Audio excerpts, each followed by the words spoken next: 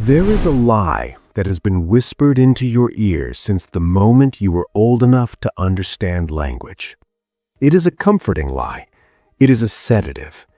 It is the belief that if things get bad enough, if the night gets dark enough, if the pain becomes unbearable, someone will intervene. We are raised on stories of rescue. The hero swoops in, the cavalry arrives, the lucky break changes everything. But look at your life. Look at the ceiling of your bedroom at 3 a.m. Is the cavalry coming? The most dangerous addiction in the modern world is not drugs, and it is not a screen. It is waiting. Waiting for the right time, waiting for permission, waiting to be saved. History, however, is not written by those who waited. It is carved by those who realized the terrifying truth. You are completely, utterly, and devastatingly alone in the cockpit of your destiny. Today, we dissect the anatomy of self-rescue.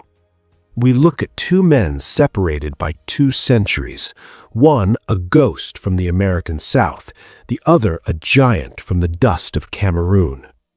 They share nothing in common but this: they looked into the abyss, realized no one was coming, and decided to build a ladder out of their own bones. Let us introduce the first prisoner.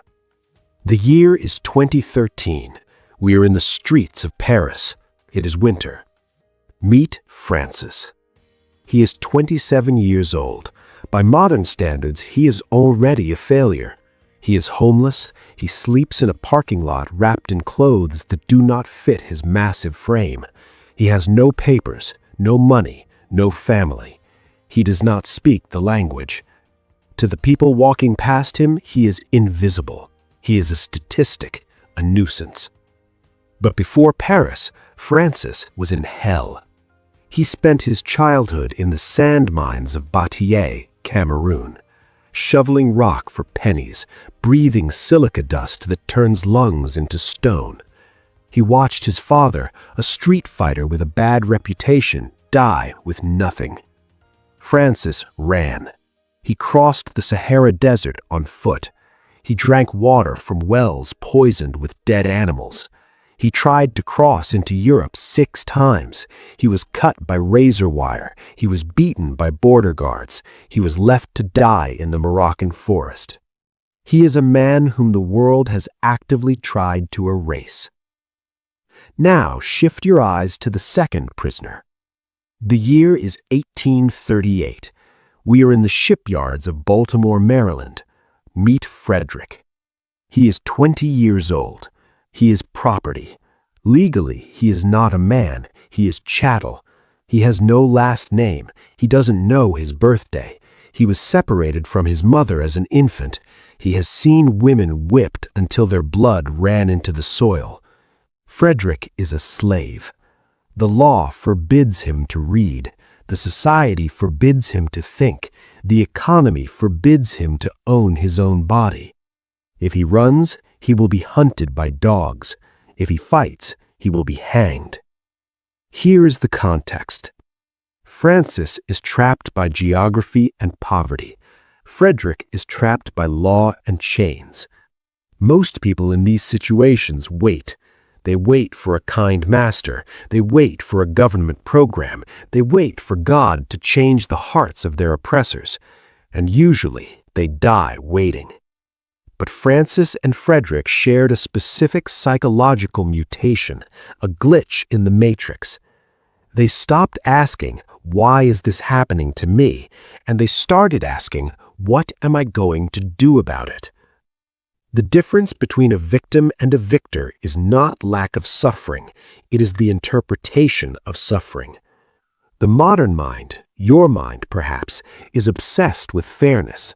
You look at your bank account, your genetics, your boss, and you say, "This isn't fair." And you are right, it isn't.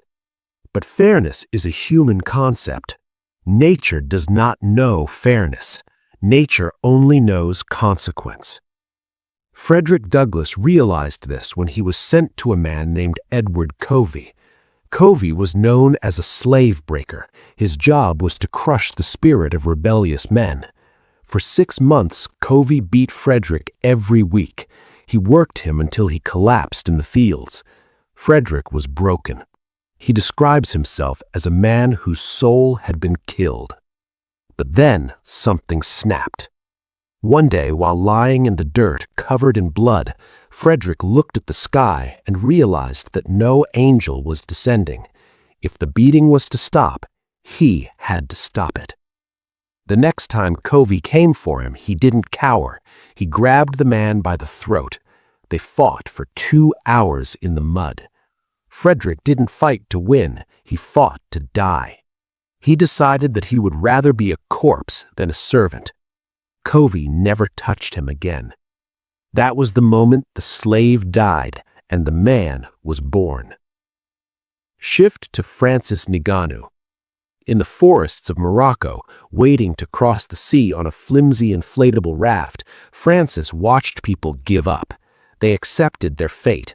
They turned back. Francis knew the ocean didn't care about his dreams.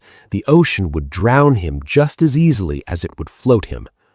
The mindset shift was identical to Frederick's. It was the acceptance of total responsibility. Francis realized that his poverty was not his fault, but his future was entirely his problem. He didn't blame the border guards. He didn't blame the sand mines. He treated them as environmental hazards, like rain or heat. You don't get angry at the rain. You build a shelter. This is where you fail. You are angry at the rain. You waste energy screaming at the circumstances of your life, waiting for the weather to change. Francis and Frederick built the boat. But mindset is just a spark. Discipline is the fuel. And this is where the story becomes boring. And because it is boring, most of you will tune out. We love the montage. We love the scene where the hero trains for 3 minutes and becomes a champion. Real life is not a montage. Real life is the long, silent, agonizing stretch of time where absolutely nothing seems to be happening. When Frederick Douglass decided to free his mind, he needed to learn to read, but it was illegal. He didn't have a school. He didn't have a teacher. So he carried bread in his pocket. When he met poor white boys on the street, he would trade bread for words. "Teach me this letter," he would say. He found old newspapers in the gutter. He traced letters on timber with a lump of chalk. He did this for years, in the dark, in secret, terrified. That is discipline. It isn't a motivational Instagram post. It is trading your lunch for knowledge when you are starving. Look at Francis in Paris. He walks into a gym. He tells the coach he wants to be a world champion. He has never boxed in his life. He's 27, ancient for a fighter. He has no home. He sleeps in the gym storage. He wakes up before the city. While others in his position were begging for change or selling drugs to survive, Francis was hitting a bag. Imagine the psychological weight of that. You are hungry, you are cold, you have zero evidence that you will succeed. Every logical voice in your head screams, "Give up. Go find a job washing dishes. Be safe." Discipline is the ability to ignore your own survival instinct when it tells you to choose comfort over risk. Francis Ngannou denied his current reality to build a future reality. He didn't party, he didn't socialize, he trained. He sacrificed the now for a later that wasn't guaranteed. How many of you sacrifice your future for the now? You choose the scrolling over the sleeping, the sugar over the fasting, the complaint over the action. You are eating the seed corn of your potential because you cannot bear the hunger of discipline. What happens when a man decides he is his own savior? Frederick Douglass didn't just escape slavery. He didn't just run north. He became the most photographed American of the 19th century. He became an orator who dined with presidents. He became the voice that helped shatter the chains of millions.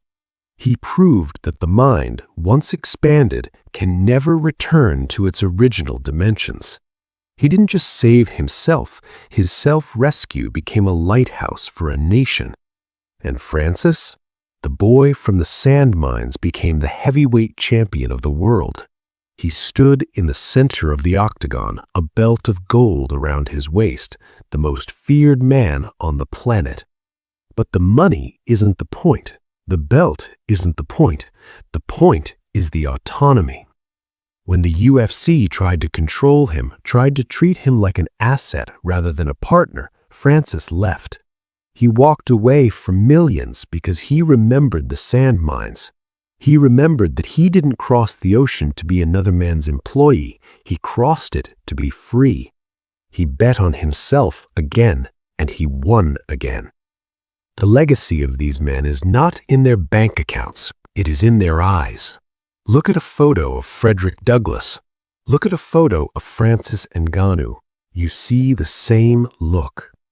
It is the look of a man who knows he cannot be broken because he has already broken himself and put the pieces back together exactly how he wanted. Now, back to you. The screen you are watching this on, it is a mirror. You are not fighting a slave breaker. You are not shoveling sand in Batier. But you are drowning. You are drowning in debt, in distraction, in mediocrity, in regret. You have dreams you are too cowardly to pursue. You have standards you are too lazy to uphold. And deep down, there is a child in you still waiting for your parents to come pick you up, still waiting for the teacher to give you a gold star, still waiting for the world to apologize. Let me be the one to tell you the truth that hurts the most. No one is coming. The government is not coming to fix your finances. Your boss is not coming to unlock your potential. Your partner is not coming to heal your trauma. You are the architect of your own catastrophe or the sculptor of your own masterpiece. The hammer is in your hand. The chisel is in your hand. And the clock is ticking. Francis Ngannou could have died in the sand. Frederick Douglass could have died in the cotton fields. The world would have kept spinning. No one would have cried for them. They mattered because they made themselves matter. Stop looking over your shoulder. There is no one behind you. There is only the path forward and the strength of your own legs. The door to your cell is unlocked. It always has been. But you have to stand up. You have to walk through it. And you have to be willing to bleed on the other side. Save yourself or remain a prisoner. The choice is yours, and the time is now.